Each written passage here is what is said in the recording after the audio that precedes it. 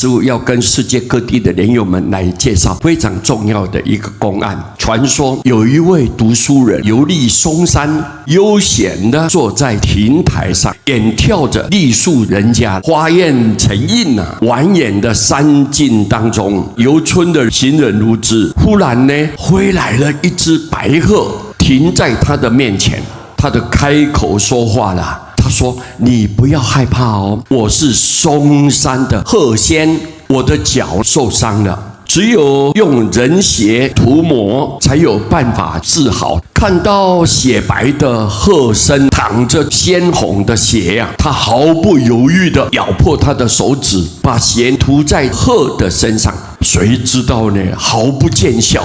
这个时候，鹤仙拔下身上的一根羽毛啊，贴在他的眼睛上面。他看到自己变成了一匹马，而路上的游人都变成了猪啊、狗啊、鸡啊、鸭之类的众生。鹤仙就说：“我要的是真人的血啦。”这一位读书人说：“什么是真人的血呢？”鹤仙就回答道：“真人的心地很纯净，尊重众生的生命，不杀不盗不淫，不被情意欺死。真人的周围啊，会放出白色的光芒，使别人一接触他便感到很宁静、很安全。”于是他沿着山路开始寻找真人的旅程了。当他走到了一栋破旧的房屋面前，他见到茅屋周围放出白光，茅屋里面住着一位老婆婆，她一声一声地念着阿弥陀佛，阿弥陀佛，阿弥陀佛，仿佛夏天的清泉。听了以后，圣人嬉皮，老婆婆全身散发着纯白的光云呢。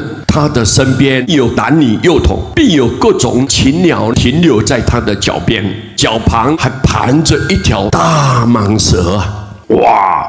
见到这种情境，读书人情不自禁地流下泪来，感叹自己一生读尽了圣贤的书，却被功名熏习，只一味地贪求富贵跟欢乐，真是错用了心啊！各位，我们凡夫在一生当中忙碌地寻找许多东西，好比美丽的爱情、显赫的头衔、千万的积蓄、青春的身体、美满的生活等世间的快乐，却从不寻找真正的自己呀。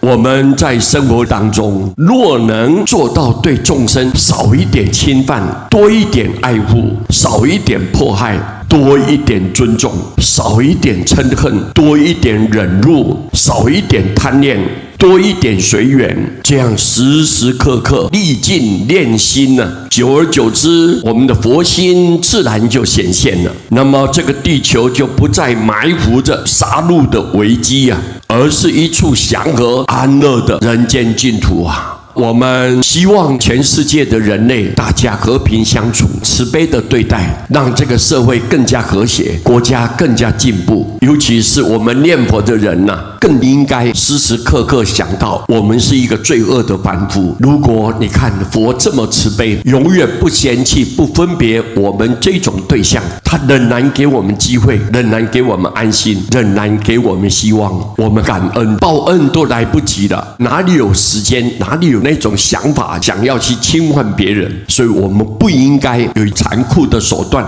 来对付他人。我们一心一意好好的念佛，找到自己原来的本性，发愿西方成就道业，这个是我们要共同努力的目标。今天将这个简单的公案来给各位大家分享，谢谢大家，阿弥陀佛。